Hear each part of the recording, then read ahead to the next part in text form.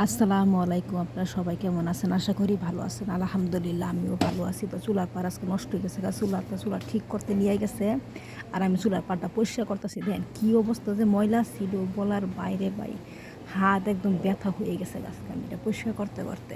আসলে কি জানেন আমি মানুষটা অনেক কালা কিন্তু আমার কাছে ময়লা জিনিস একদম ভালো লাগে না। আমি এটা সুন্দর করে পরিষ্কার করছি। বেডি খালি চায় দেখতেছে যে এত সুন্দর করে পরিষ্কার করলাম। আকাশটা নীল কিন্তু আসলে মানুষের মন কিন্তু নীল না। মানুষের মন খুবই কুৎসিত, বুঝছেন? আপন মানুষের মনগুলো খুবই কুৎসিত, যেটা বলার বাইরে। তো এটা হচ্ছে আমার সামনের গেটটা, ঠিক আছে? আর ওই পাশে গ্যারেজ আছে। গ্যারেজটাও যে দেখেন, গ্যারেজটা দেখলেও সুন্দর লাগবে। এগুলো থালি বাসন ছিল, মহিলাইয়া কেক বানাতো, সেজন্য আর আমি পরিষ্কার করি নাই। সকালে ঘুম থেকে উঠে সবার আগে আমি পাকঘরে ঢুকি, কেন পাকঘর অনেক ময়লা করে রাখে, তো সেজন্য আগে পাকঘরে ঢুকি। এগুলো সব জিনিসপত্র নামামো, রেখে দেবো জায়গা মতন।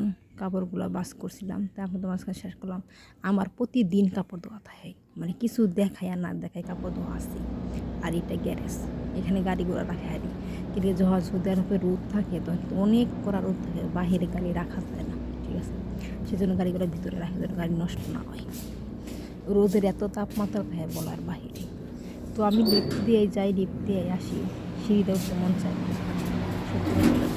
যেহেতু লিফট আছে সমস্যা নেই, এটা তো থাকা লাগবে না, নিচে গেলে সমস্যা নেই, আসলে সমস্যা নেই।